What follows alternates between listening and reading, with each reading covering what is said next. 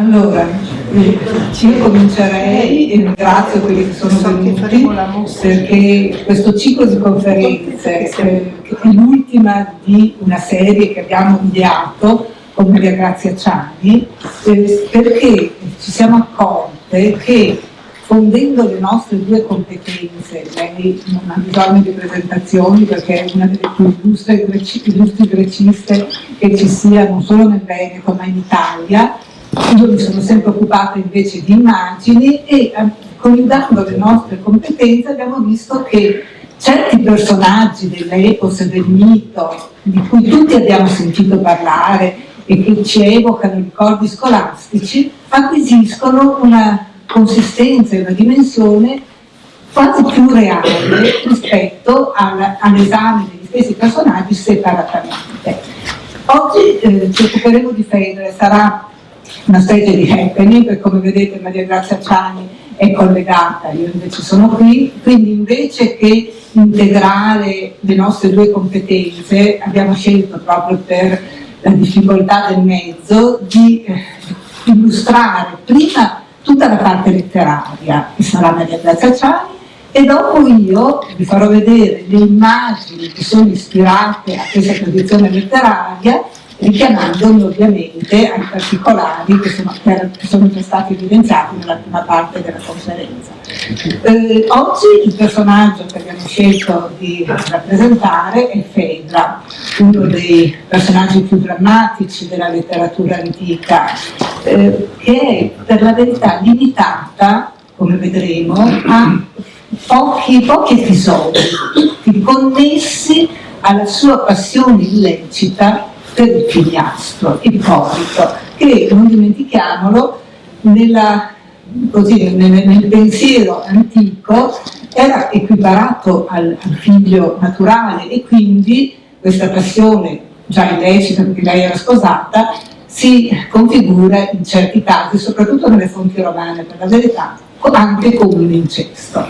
Il personaggio fa seguito a un'altra eroina che abbiamo esaminato in una delle precedenti chiacchierate, chiamiamole così, presentata da Manica Centanni, vale a dire Arianna, perché Fedra è la sorella, non tutti se lo ricordano, perché in realtà le due non agiscono quasi mai nello stesso contesto, nella stessa scena, però è la sorella e, come adesso vedremo, sposa colui che per Arianna era stato l'uomo fatale, vale a dire Tezio.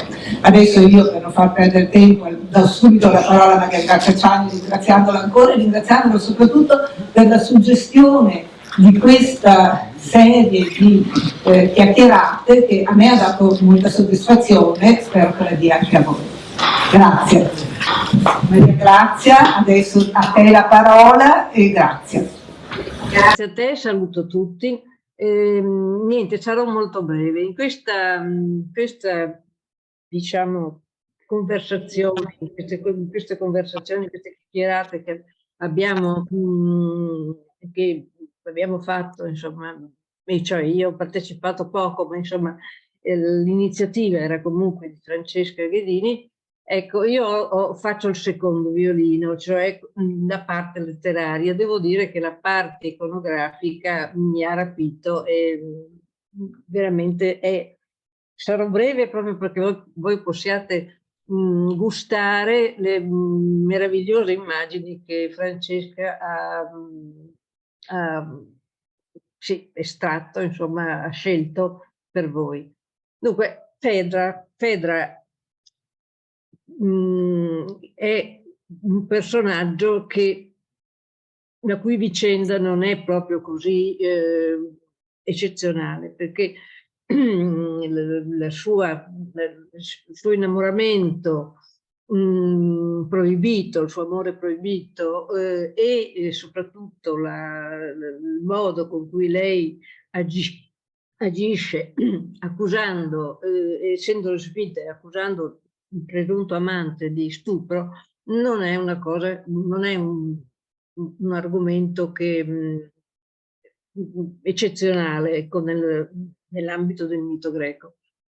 Però il fatto è che questa vicenda, forse perché il protagonista presente, assente è Teseo, il mitico re di Atene, questa vicenda di Fedra, regina di Atene, sposa di Teseo, ha attirato l'attenzione di molti poeti e tragediografi soprattutto. Cioè non molti, però illustri, ecco, no, non molti, illustri. Ora, da parte greca noi abbiamo due tragedie. La tragedia di Sofocle, intitolata Fedra, e la tragedia di Euripide, intitolata a Ippolito. Dunque, di Sofocle non possiamo dire nulla, perché non c'è rimasto neanche un frustolo di papiro della sua Fedra. Peccato. E invece Euripide ha scritto ben due Ippoliti. Il titolo, fate attenzione un attimo anche al titolo, perché Ippolito e tutti gli altri Fedra invece come titolo. Ma dunque Ippolito ha scritto, Euripide ha scritto due tragedie su Fedra, diciamo, intitolate però Ippolito. La prima è l'Ippolito velato, e,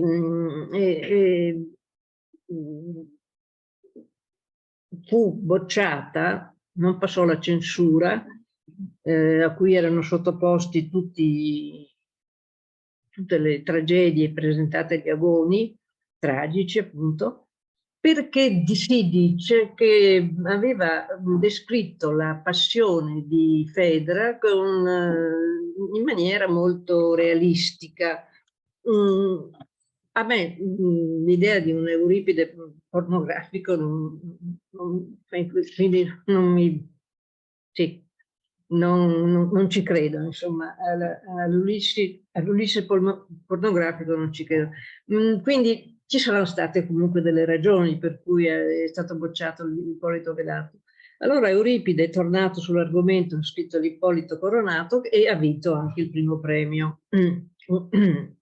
Uno dei rari premi che ha vinto, uno dei rari sì, agoni in cui è risultato primo. Adesso io vi darò gli snodi fondamentali che magari anche conoscete tutti della vicenda. Non mi soffermerò assolutamente sui valori letterari, non farò esegesi dei passi, eccetera, assolutamente no. Io vi darò gli snodi fondamentali, quindi è una cosa che potrebbe fare chiunque, ecco, ma comunque cercherò di essere breve e concisa. Dunque, la base, dobbiamo cominciare da Euripide, quindi Ippolito coronato. La Fedra di Euripide è una Fedra malata, proprio malata d'amore. Malata comunque, ecco, non si sa ancora di che cosa. Si presenta in scena sorretta dalle ancelle, più morta che viva. Tutto vaneggia appunto di boschi, di cacce, perché Ippolito era devoto d'Artemide ed era cacciatore, insomma, Ippolito rappresenta la parte casta e pura, diciamo, sotto l'egida di Artemide, mentre invece Fedra, diciamo, è la parte passionale che è sotto l'egida invece di Afrodite. Dunque, lei si presenta così, in questo modo sulla scena, tutto le pesa, anche il velo che ha sulla testa, levatemi questo velo perché mi fa male, mi pesa, eccetera, in condizioni proprio disperate. Nessuno sa però qual è la causa del suo male. Io ho detto malata d'amore, ma in realtà in Euripide nessuno sa qual è la causa del suo amore. Finché la nutrice le strappa questo segreto. Quindi la nutrice entra in scena ed è un personaggio tipico anche nelle tragedie, ma non soltanto in quelle antiche, poi anche tutta la letteratura occidentale, pensiamo alla nutrice di Shakespeare in Giulietta e Romeo e anche altrove, fino all'epoca digitale, diciamo. E la nutrice, credendo di far bene, spiattella subito il segreto di Fedra a Ippolito. La reazione di Ippolito è violenta, naturalmente, con tirata contro le donne, contro tutto, insomma, viene udita da Fedra dall'interno della reggia, si sente disonorata, ormai il segreto è di tutti, e si uccide, si impicca, si uccide per impiccagione. Qui possiamo dire che il ruolo di Fedra, in un certo senso, Fedra come personaggio proprio che appare in scena, finisce qui. In quel momento arriva proprio Teseo. Teseo è reduce da una spedizione all'Ade su cui non ci soffermiamo perché sennò andremo fuori tema, e comunque torna, è di ritorno e trova la moglie morta. Disperazione naturalmente di Teseo, quando tra i veli di Fedra scorge una tavoletta, cioè la tavoletta era appunto la forma di lettera usata dagli antichi, che con lo stilo vergavano su una tavoletta appunto quello che volevano dire. Questa tavoletta e diventa poi la lettera, e come il tema della lettera, anche questo è un tema che ricorrerà poi in tutta la letteratura occidentale fino appunto all'epoca digitale. E la tavoletta, nella tavoletta cosa è scritto? È scritto che Ippolito l'ha stuprata, che lei si è uccisa disonorata perché Ippolito l'ha stuprata. Teseo maledice Afrodite e scaglia maledizioni anche su Figlio, invocando anche l'aiuto del dio Poseidone. Il giovane infatti viene travolto, straziato dalle sue stesse cavalle, impaurite dal toro mostruoso che Poseidone fa uscire dal mare. Io sono sempre incerta su questo fatto, cioè l'iscrizione ci dà un Ippolito fatto a pezzi, però si sa come è ancora vivo.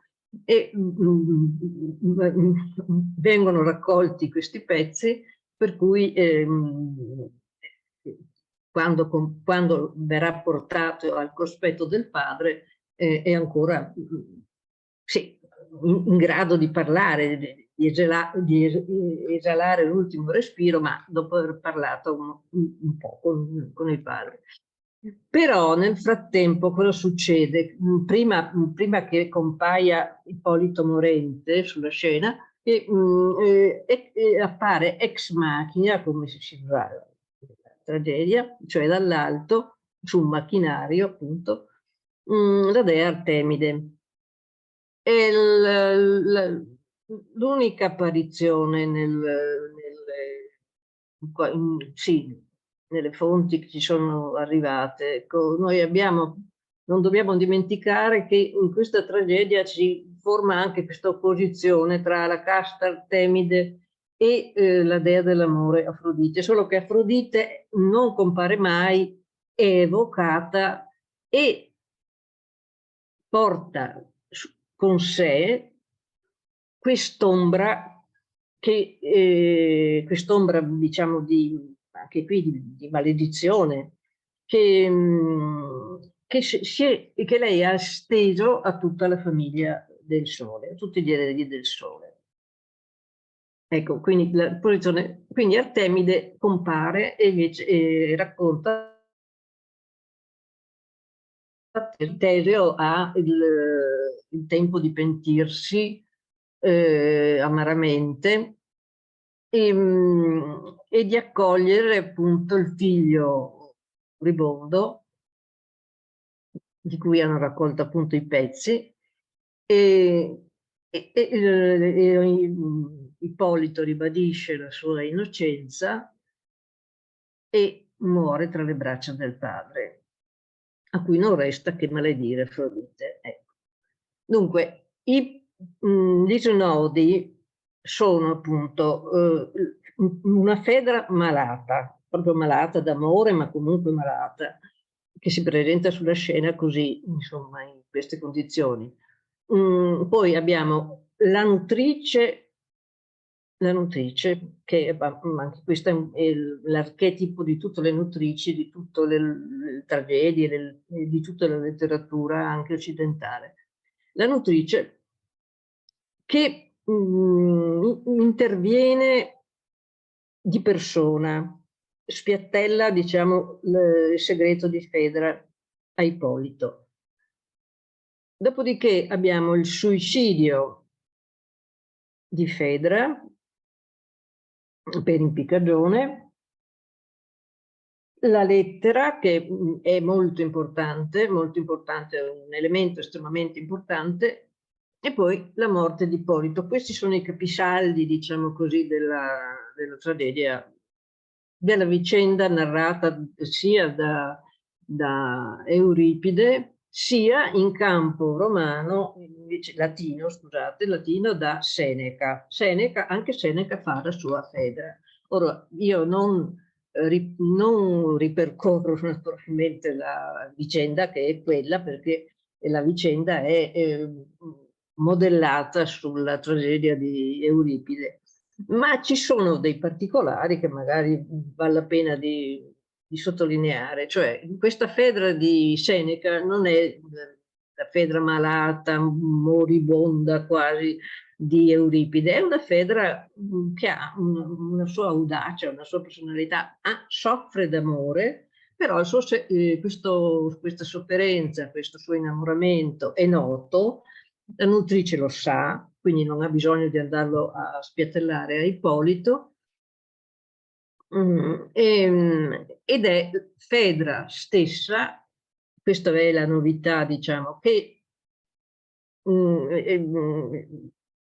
confessa la sua passione travolgente a Ippolito, si getta quasi nelle sue braccia, quindi non esiste lettera qui, ma c'è la confessione di Fedra. Tra l'altro una delle pagine più belle di tutta la letteratura, dicono. Ecco, io non sono latinista, quindi non posso giudicare. Comunque è lei che si getta fra le braccia di Ippolito.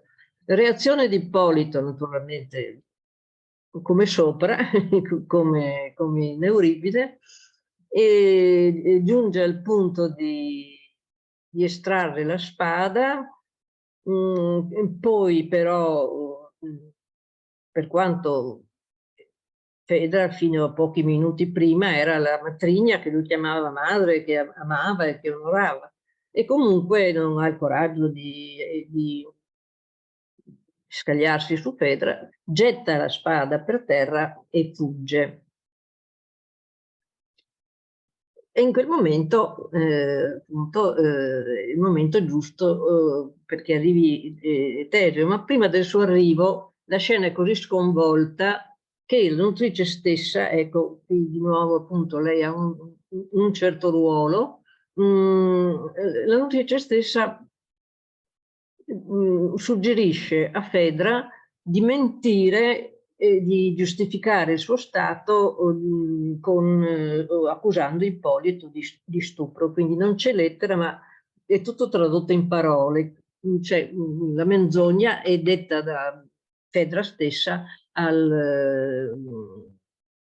un Teseo che arriva e che vede tutto questo scompiglio e quindi Fedra appunto confessa,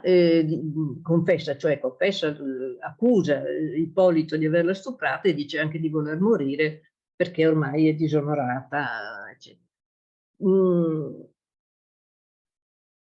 La reazione di Teseo è come in Euripide, che la maledizione sul figlio, che questa volta, sempre travolto dalle cavalle, eccetera, è ridotto in pezzi, muore. Ecco, come mi pare abbastanza logico, insomma, ecco, che ridotto in pezzi, proprio sbranato dalle cavalle e trafitto dai legni del suo carro, muore.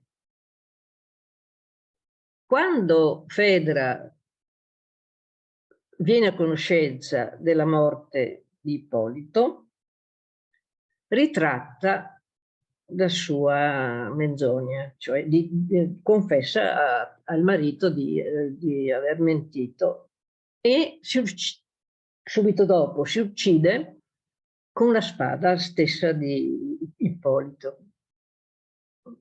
L'aveva anche detto, io preferisco morire con la stessa arma, insomma l'arma di Ippolito, e si uccide. Quindi non per impiccagione, ma usandolo questa spada.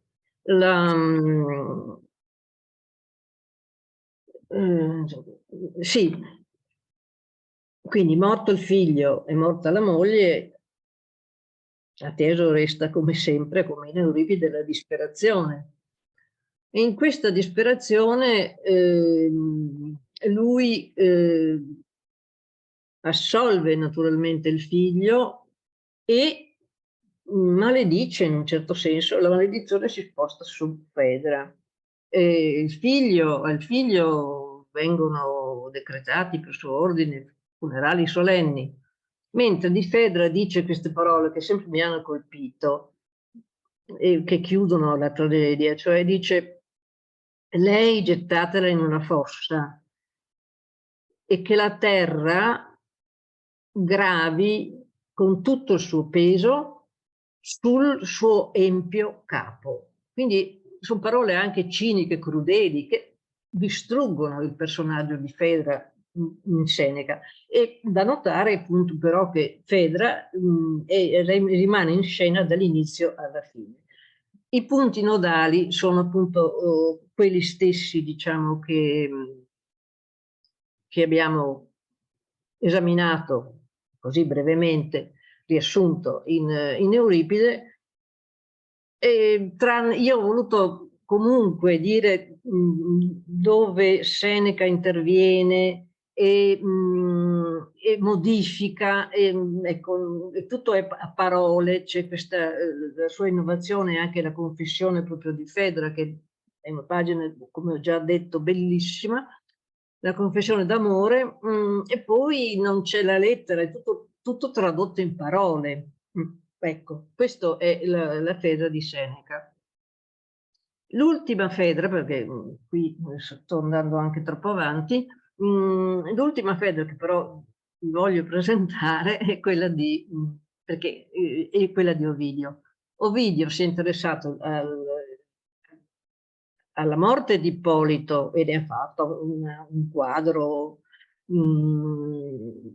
ancora più realistico, perché questa morte di Ippolito già in Euripide era un pezzo forte, diciamo, e poi in Ovidio diventa si arricchisce ancora di elementi sempre più crudeli, sempre più realistici. Ecco, questo Ovidio si occupa della morte di Ippolito nelle Metamorfosi, nel libro XV delle Metamorfosi, versi 500 seguenti.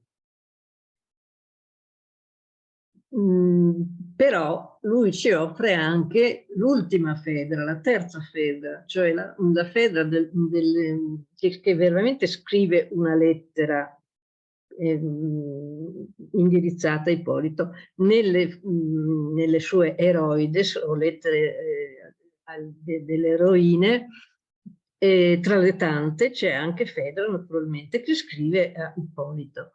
È una Fedra, è la terza Fedra, direi, la Fedra coquette, una Fedra che sembra uscita da una corte francese.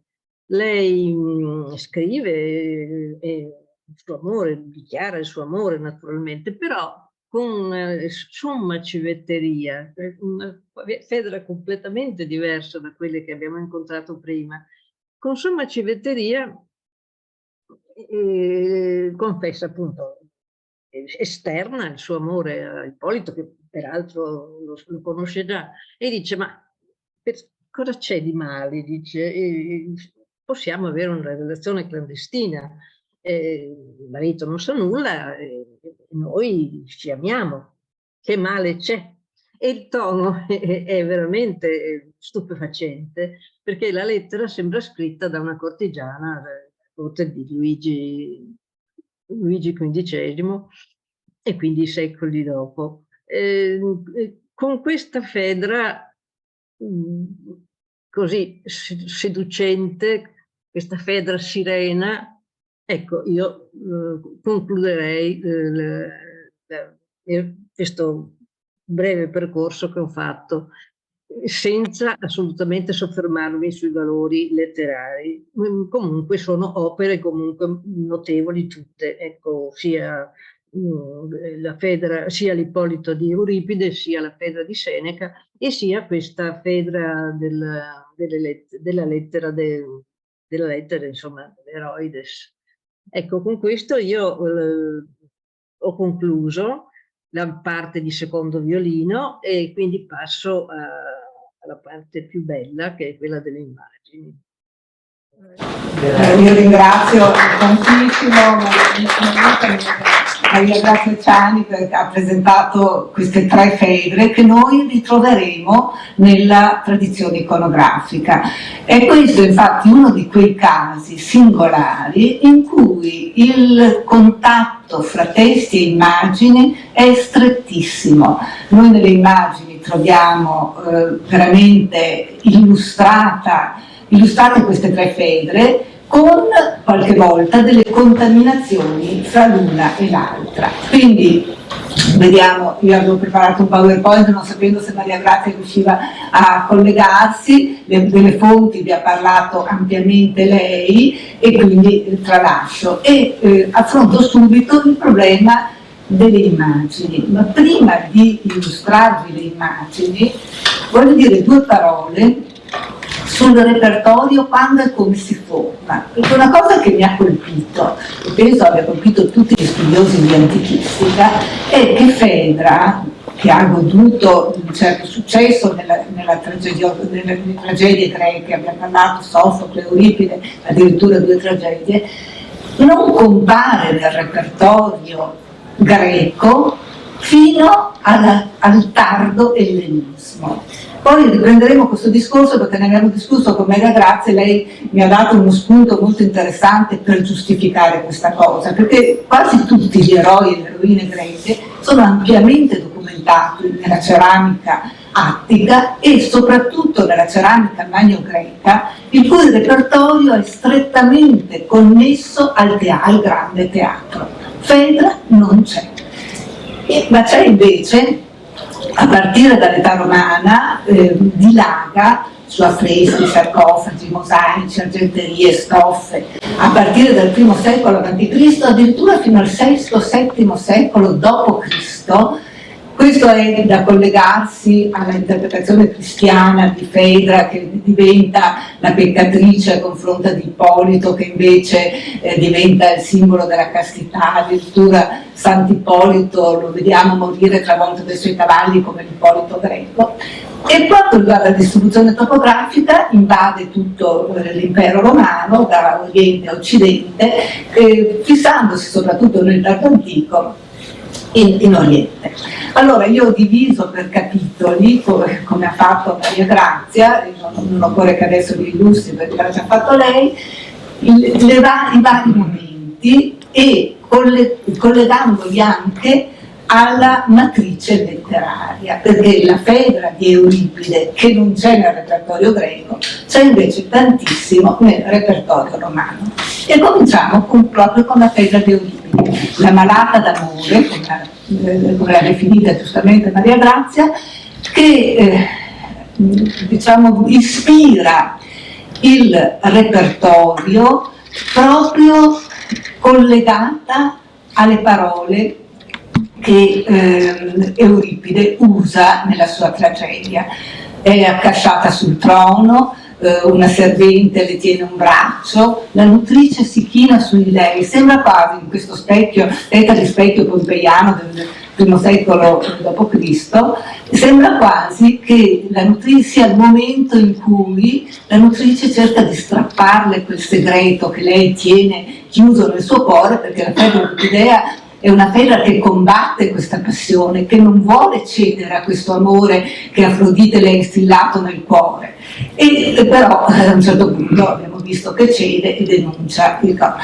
Notate, perché il repertorio iconografico ha degli espedienti, degli stratagemmi per rendere con un'immagine che è statica, perché guardate bene che la differenza tra la letteratura e l'iconografia e l'immagine è che la letteratura può spaziare nel tempo e nello spazio, anticipare, posticipare eventi che avvengono prima o dopo. L'immagine è cristallizzata in un unico momento, ma allora, per far capire allo spettatore che conosceva le storie ma magari non aveva presente tutti i particolari, ci sono degli elementi, e in questo a testa di specchio ce ne sono ben due: l'Erote appoggiato alle ginocchia, che è il simbolo di Afrodite che l'ha colpita, e la stessa Afrodite che è raffigurata su un pilastro, una statuetta di Afrodite che appunto conferma l'intervento della dea in questa passione malata. Allora, per chi ama il mondo greco, ho messo anche questa diapositiva che sembra un pochino fuori, diciamo, fuori tema, ma non lo è, perché mentre il tema di Fedra, malata d'amore, e tutte le sue avventure non compaiono, quell'immagine che era sulla scena con Fedra accasciata diventa un'immagine funeraria. Quindi avevano ben presente la tragedia gli artisti che creano queste immagini della donna che diciamo, assistita dai parenti. Ma torniamo a lei. Il repertorio di sarcofagi è quello che recepisce più di tutti il soggetto, e ho scelto questo che è un sarcofago attico che è attualmente conservato nella cattedrale di Agrigento. I commerci dei sarcofagi hanno viaggiato per tutto l'impero romano. È secondo me l'immagine più stringente. Ho scritto qua i versi di Euripide: tiratemi su, reggetemi la testa, mi sento disfatta, senza forze. Ancelle, prendetemi per le braccia, le mie belle braccia. Questo velo sulla testa mi dà noia. Toglietelo, scioglietemi i capelli sulle spalle. Ecco, questo è Euripide, e questo è un sarcofago del II secolo d.C., e quindi vedete la lunga fortuna di questa Fedra malata d'amore.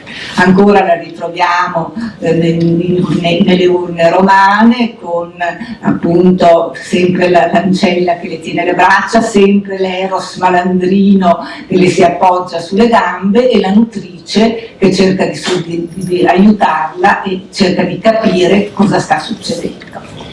Un'immagine straordinaria che illustra il legame stretto Polito fra testi e immagini è in questo sarcofago sempre attico.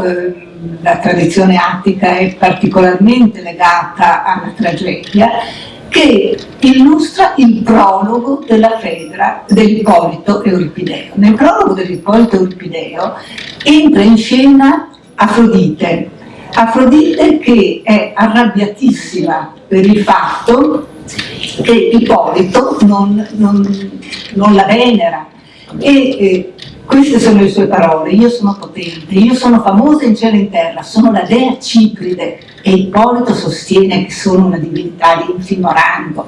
Quindi nella Fedra, nella condanna a questa passione malata di Fedra, ci sono delle colpe dinastiche di Fedra, su cui poi mi soffermerò, ma c'è anche la volontà di Afrodite di punire Ippolito e punire così Artemide, che sembra sorpassarla. Allora, la vedete, la fronte della cassa è divisa praticamente in due parti. Sulla sinistra abbiamo la solita Fedra malata d'amore, accasciata sul suo trono, e la solita ancella che le tiene il braccio, ma abbiamo qualcosa di più. Abbiamo Afrodite, purtroppo in parte in lacuna, e abbiamo però Eros che tende l'arco e la colpisce. Quindi in questa parte Afrodite decide di punire Ippolito attraverso Fedra. Dall'altra parte chi abbiamo? Abbiamo Ippolito seduto, chiaramente connotato come cacciatore dalla presenza del cinghiale, e abbiamo una piccola edicola all'interno della quale doveva esserci la statua di Artemide, cioè della dea nemica d'Afrodite perché era la dea casta, e un inserviente che sta attaccando sull'edicola un palico di corna di cervo che certamente Ippolito aveva appena conquistato. Quindi questo è il momento in cui le due dee, che non si incontrano mai, sono idealmente contrapposte, e il creatore di questa iconografia le ha fuse in un discorso che per gli antichi, che lo vedevano, doveva essere molto chiaro, per noi invece deve essere reinterpretato attraverso i testi, perché le immagini parlano solo se riusciamo a condividere l'orizzonte culturale di coloro che le hanno create e ne hanno usufruito, e noi lo possiamo condividere soltanto attraverso i testi, perché questi sono quelli che ci fungono da guida. Per questo, quando ho iniziato, ho detto che l'incrocio tra le competenze di Maria Grazia e mia ci ha aiutato a andare un pochino più a fondo. Queste allora sono le prime immagini che vi ho fatto vedere. Poi ci siamo già soffermate sul ruolo della nutrice, la nutrice che svela a Ippolito il segreto di Fedra. E noi la troviamo rappresentata, purtroppo le immagini non sono tutte di alta qualità perché spesso sono affreschi pompeiani perduti e noti solo da disegni peraltro abbastanza affidabili, così affidabili che in questo che voi vedete sulla sinistra, che viene dalla casa di Epidio Savino e che è databile sulla base, diciamo, dell'inquadratura della parete intorno all'Antanio Roniano Flavia, noi abbiamo una Fedra abbastanza disperata, ma abbiamo soprattutto la nutrice che, guardate, nel momento in cui lei si avvicina a Ippolito per svelare il segreto di Fedra, gli va vicino e gli dice: ti supplico, ecco, prendo la tua bella mano. Poi gli dice quello che sta per dirgli e gli via quella mano, non toccarmi la veste. E infatti vedete che uno dei gesti più incisivi e più chiari che Ippolito fa durante quasi tutte le immagini che vi farò vedere è questo: vai via, Satana, allontanati, e lo troviamo anche in quest'altra. In questa però vi prego di osservare una cosa: qui è la Fedra velata, è la matrona, è la Fedra che tenta ancora di resistere alla passione e che viene tradita dalla nutrice, quindi è la Fedra Euripidea. Qui in realtà la Fedra è seminuda, messa in questa posizione un po' attorta, con la mano si scosta i capelli. È una Fedra che è già contaminata con la Fedra ovidiano-senecana, quindi le immagini sono certamente ispirate alla tradizione letteraria, però poi la rivivono a seconda della loro sensibilità e delle loro esigenze. Questo avviene anche in questi due quadri che voi vedete sono entrambi appartenenti, cioè fanno capo allo stesso originale, sono praticamente identici come struttura, uno è la copia dell'altro, però sulla destra abbiamo una Fedra velata, vestita da matrona, vestita in maniera molto casta, eccetera, mentre sulla sinistra la vediamo già di nuovo un po' più coquette, come diceva, più cortigiana, come accennava prima per la Fedra ovidiana. Quindi questo intersecarsi fra due tradizioni diverse che danno origine a un repertorio che, come vi ripetevo, per i contemporanei era evidente, perché una cosa su cui non riflettiamo mai abbastanza è che il repertorio si forma certamente attraverso il teatro che viene rappresentato, eccetera, ma si forma anche attraverso tutta quella tradizione orale che ha anche le mamme e le balie che raccontano le favole ai bambini. Cioè questi miti facevano proprio parte, erano parte connaturata dell'immaginario antico. Se voi pensate, adesso io non so se raccontino ancora il Cappuccetto Rosso ai bambini, ma la mia generazione, basta dire il Cappuccetto Rosso e ci veniva fuori tutta la storia, perché ce l'avevano raccontata. Quindi questo. Allora, la cosa che mi ha molto colpito nel fare questa ricerca è stato il ruolo che ha la lettera. Ne ha già parlato prima, le lettere sono due in realtà. Una è la lettera che Fedra malignamente si lega al polso denunciando uno stupro che non era avvenuto e provocando quindi la morte di Ippolito. L'altra è la lettera che, secondo Ovidio, lei scrive a Ippolito per sedurlo. Allora, questa lettera, la seconda lettera, no? La prima secondo me non è quasi mai rappresentata, anzi non è mai rappresentata. La seconda lettera invece si intreccia con la Fedra senecana perché non si capisce mai se è la nutrice che porta la lettera, se è la Fedra che la scrive e la manda, insomma c'è un intreccio. E l'importanza di questa lettera e quindi l'importanza di Ovidio nella creazione del repertorio iconografico è confermata da questa immagine. Siamo all'interno del palazzo, la Fedra si è già confessata con la nutrice, in due hanno deciso di scrivere questa lettera e questa lettera la nutrice ha in mano la tavoletta cerata su cui appunto si vergavano queste parole d'amore, dove lei, leggendo la lettera dell'Eroides, è straordinario perché mette in essere tutti gli espedienti, tutti gli artifizi della dichiarazione d'amore. Comincia ricordando quanto bello era, avevi una veste bianca, i capelli inghirlandati di fiori, poi esalta i propri nobili natali, cioè guarda io sono figlia di Minosse, sono la regina di Atene, e poi gli promette la signoria su Creta. Tutto questo infarcito di quelle cose di cui prima ha parlato Maria Grazia, dicendo ma sì, ma guarda che non è poi una gran colpa, ci possiamo addirittura baciare in pubblico, perché tanto io sono la tua matrigna, diranno guarda quanto bene si vogliono quei due, e quindi possiamo andare avanti su questa strada. Ecco, vedete, vi accennavo prima della confusione che nell'iconografia si fa fra la lettera e la dichiarazione invece della nutrice. In questo quadro noi vediamo che sulla destra abbiamo Fedra e sulla sinistra la nutrice che consegna la lettera a Ippolito, che fa il solito gesto di rifiuto, e la lettera da questo momento in avanti diventa un elemento connotante di iconografia che arriva fino al tardo antico, perché come vi dicevo nel tardo antico Fedra, il mito di Fedra e Ippolito ha una grandissima fortuna.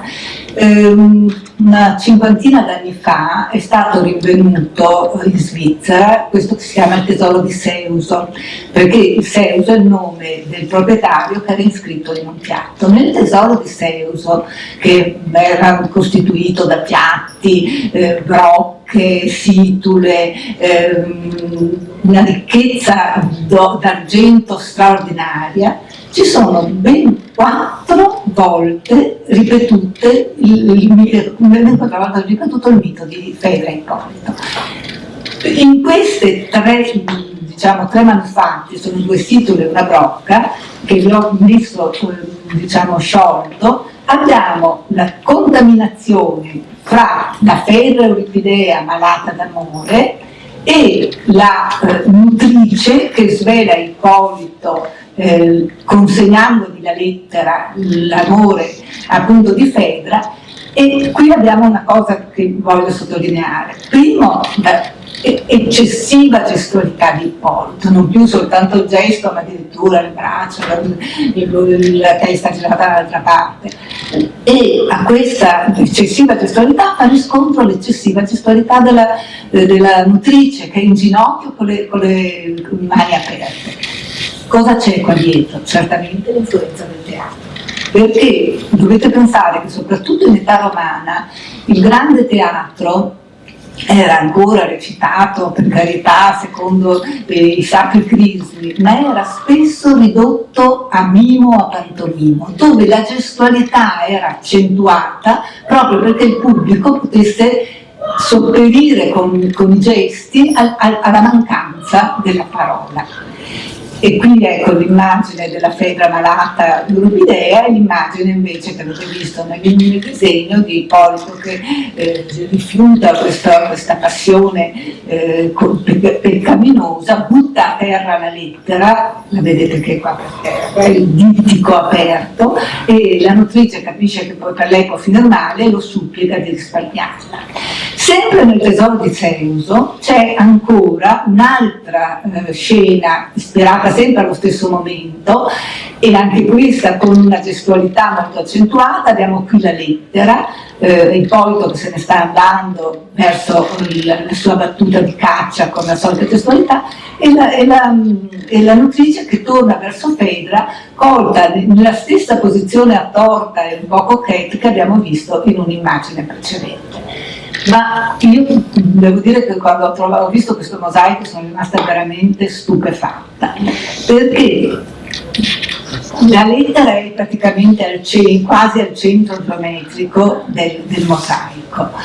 Abbiamo una Fedra dentro il palazzo che attende i risultati di questa sua missiva, e abbiamo Ippolito, abbiamo la nutrice e abbiamo la lettera firmata. C'è scritto Fedra nella lettera. Io devo dire la verità, un particolare di questo genere non l'avevo ancora trovato nella mia tradizione iconografica. E qua abbiamo invece i compagni di Ippolito che sono i cacciatori.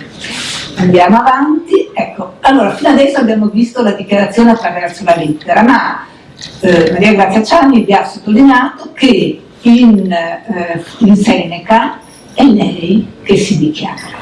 Allora, la dichiarazione di Fedra in Seneca è preparata da una lunga perorazione della nutrice che va dal giovane prima che Fedra gli si avvicini. Va dal giovane e comincia a dirgli: guarda che sbagli, rifiutare l'amore è sbagliato, non onorare Afrodite è sbagliato, e queste sono le sue parole.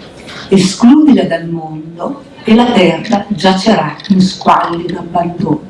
Il mare non guizzerà più di pesci, mancheranno ali al cielo e fiere al bosco. Ora è il momento di amare, dà sfogo ai sensi, perché è vuoto il tuo letto. Finché la nutrice sta cercando di preparare il giovane che già si mette così in difesa, arriva Fedra e vedendolo quasi viene meno. Lui si alza in piedi per soccorrerla perché non ha ancora capito che le parole della nutrice erano volte in favore della regina, e lei, nel momento in cui lui la sfiora, prorompe in questa dichiarazione pazzesca, mentre lui la chiama madre, come vi è stato detto, lei gli dice: io ti amo, io non posso vivere senza di te, ti prego, eccetera, e cerca di assoggettarlo a questa sua passione. E poi conclude: e questo è il destino della mia famiglia, avere i desideri proibiti, perché in realtà tutta la stirpe del sole, Fedra è una nipote del sole, è condannata ad avere amori infelici, Circe viene abbandonata da Odisseo, Pasifae si innamora, che è la madre di Fedra, si innamora di un toro, Arianna si innamora di Teseo e viene abbandonata a Nasso, questa si innamora di Ippolito. Poi se volete vi dico anche perché, adesso volevo cercare di stringere e avviarvi verso la fine.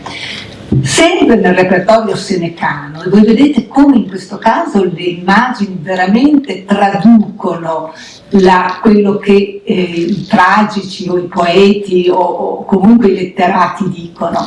Siamo sempre a Pompei, la casa di Sirico, e questo è il momento successivo alla dichiarazione di Fedra. Lui snuda la spada, questa spada che è fatale nella storia di Seneca, perché la spada reca impresso lo stemma della casata, e quindi quando Fedra la farà vedere a Teseo capirà che era la spada di Ippolito, e quindi le crede alla menzogna che lei ha elaborato.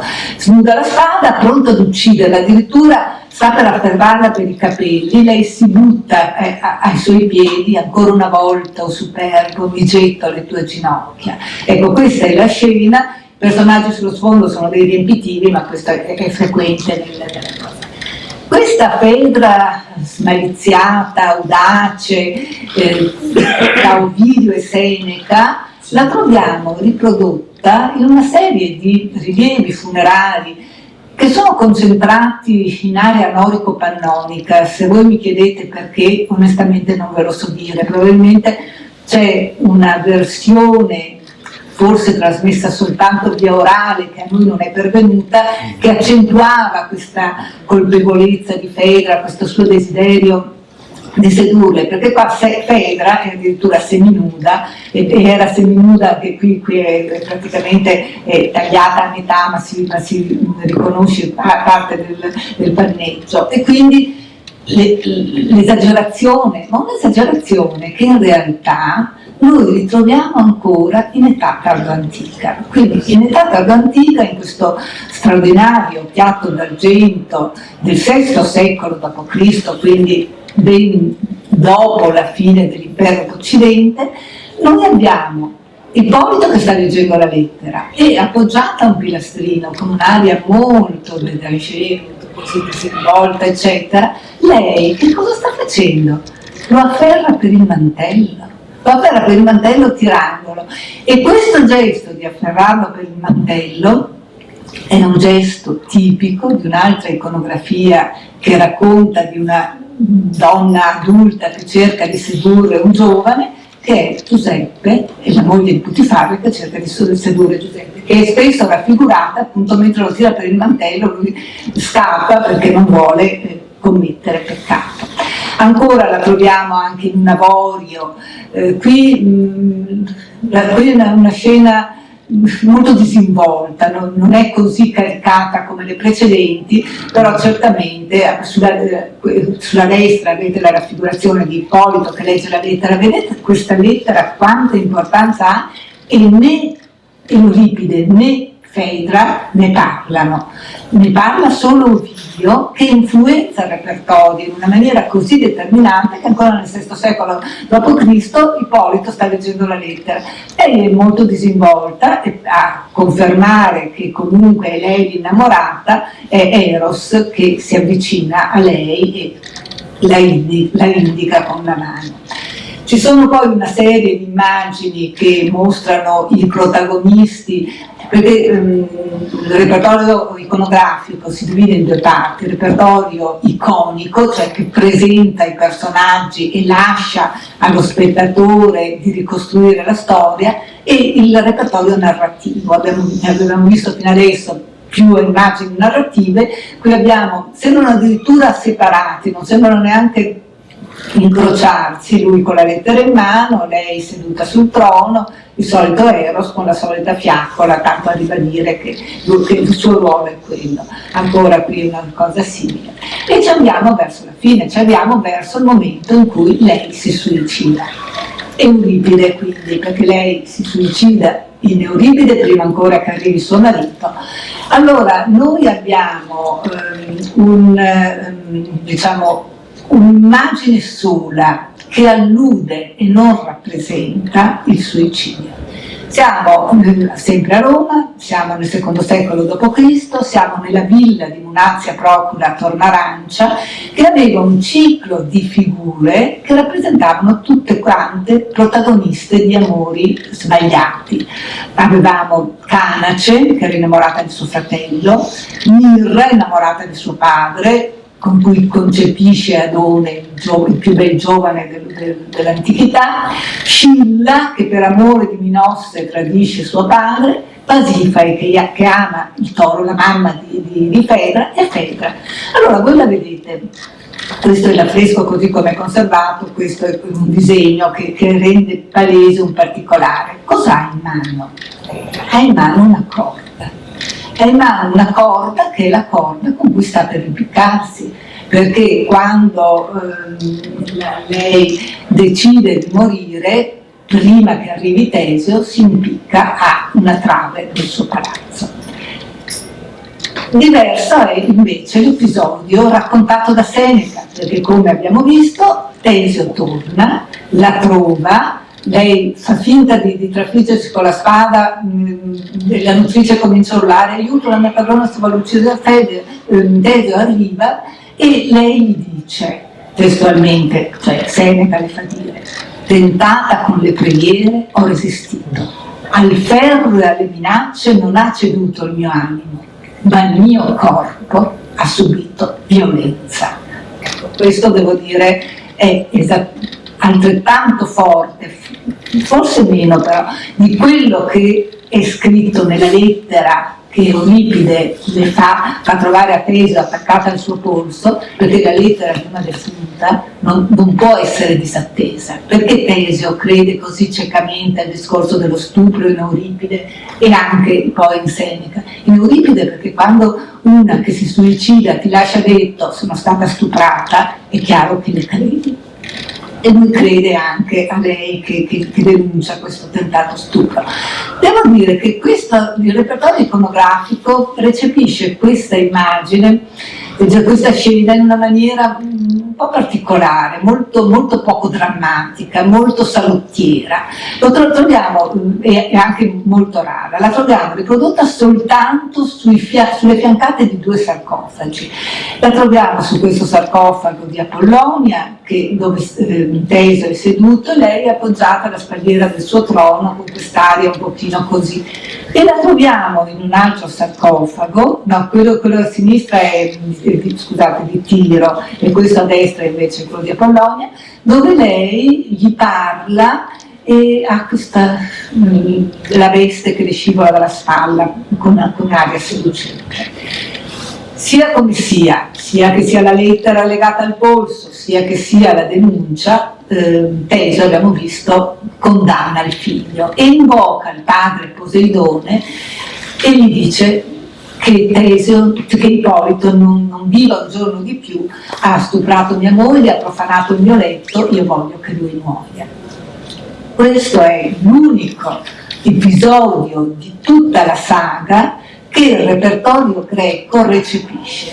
Ed eccolo qui, Ippolito che guida la sua quadriga. Ippolito, dopo questa cosa, Teseo lo caccia e mentre lo caccia lo maledice. Ippolito parte alla guida dei suoi cavalli. Avete notato che Maria Grazia ha sempre parlato di cavalli, perché di cavalle parla Euripide, e sono cavalle venete, sottolinea in particolare le cavalle venete perché i cavalli veneti erano celebri nell'antichità per la loro velocità, per la loro docilità, perché erano i più innovati. Allora Ippolito alla guida delle sue cavalle venete nel momento in cui fuoriesce il mostro marino.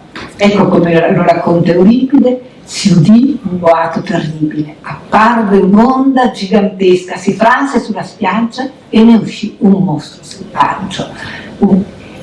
E dopodiché invece Seneca, ho citato il pezzetto della morte, la testa, allora le cavalle si imbizzarriscono, lui cade, resta impigliato nelle redini, viene trascinato dai cavalli contro gli sterpi, contro i sassi e viene completamente dilacerato, come vi ho già detto, la testa sbatte e rimbalza sulle rocce, gli sterpi lacerano i capelli, i duri sassi devastano il volto. Per tante piaghe se ne va la sua funesta bellezza. Ed è proprio questo che spezza il cuore di Fedra, sempre in Seneca. Quando lo portano nella descrizione del ritorno di Ippolito alla reggia del padre, così a pezzi, è pazzesco, perché cercano di rimettere insieme i pezzi, di rimettere un braccio, una gamba, eccetera. Quando lei lo vede, crolla di schianto e dice al marito: ho detto il falso, il crimine vagheggiato dal mio folle cuore l'ho compiuto io. E a quel punto afferra la spada e queste sono le sue parole: il mio sangue è il sacrificio dovuto all'ombra di un innocente. Vedete che l'iconografia ha insistito su questo particolare appunto del corpo come disossato. Nel rovescio di questo sarcofago di Tarragona i cavalli sono imbizzarriti, impennati, il carro oramai è completamente distrutto e il ragazzo è morto. Una cosa mi piaceva, concludo l'ultima diapositiva dopo, sottolineare un fatto, che in questa stirpe cretese, abbiamo detto, Pasifa è la madre, Arianna e Fedra le figlie, il toro è nel loro destino. Perché allora Minosse è figlio di Zeus ed Europa, ma Zeus rapisce Europa in forma di toro, la porta a Creta e lì la feconda. Il toro mandato da Poseidon dà il regno a Minosse e Pasifare si innamora di quel toro perché Minosse, che aveva promesso a Poseidon di sacrificarlo, si rifiuta di sacrificarlo. Arianna si innamora di Dio, dopo essere stata abbandonata da Teso, trova finalmente Dioniso e si innamora di Dioniso, che è il dio dalle corna di toro. E poi per Fedra il toro uccide Ippolito. Quindi mi ha colpito questa centralità di questo animale e chi è stato a Creta e conosce l'arte cretese si ricorda quelle immagini del gioco del toro, che era un tipico gioco cretese dove il giovane doveva restare fermo e aspettare che il toro arrivasse, poi faceva un doppio salto mortale carpiato sopra il toro e atterrava alle sue spalle. E questo, ecco, questo particolare mi ha molto colpito. No, prima di chiudere e di lasciarvi, volevo farvi vedere ancora una cosa. Il problema della migrazione delle iconografie e della risemantizzazione delle iconografie. Nel repertorio romano l'immagine di Fedra franta viene riutilizzata in una serie di sarcofagi dove c'è in filigrana il ricordo del mito di Ippolito, perché al centro c'è un giovane, qui non vedete, ma che tiene in mano un dittico, ma in realtà viene risemantizzato perché lei è la madre, lui è il padre, lui è il giovane colto che è morto, quindi spesso le stesse iconografie vengono rimontate per dare un altro significato. E l'ultima immagine che vi faccio vedere è questa, dove qui il riferimento al mito è certo, perché sulla destra c'è una caccia, perché c'è la nutrice, perché c'è il famoso Eros appoggiato alle gambe di Fedra, ma Fedra è riprodotta con un atteggiamento nobile e questo sarcofago è stato scelto da una nobile Beatrice nel 1076. Beatrice di Tuscia viene sepolta in questo sarcofago e questa è l'iscrizione che ha fatto mettere: Quambis peccatrix sum donna vocata Beatrix, in tumulo missa iaccio quae comitissa. Io, benché sia una donna chiamata Beatrice, giaccio in questo sepolcro. Quindi io non credo che nel 1076 avesse consapevolezza di cosa c'era dietro quel mito. Perché l'ha scelto? Perché questa è una regina, che si fa vedere come una regina. E chiudiamo veramente. Allora, attraverso questo intreccio di testi e immagini abbiamo cercato di ricostruire questa figura di Fedra, che resta un'icona condannata dalla tradizione letteraria a essere la peccatrice per eccellenza, vittima di un'illecita passione e prigioniera di quest'unico episodio. Euripide è piegata dai sensi di colpa ma vendicativa, provocante e sostenitrice di un'etica moderna e tollerante in Ovidio, combattuta fra tentativi di seduzione e sensi di colpa in Seneca.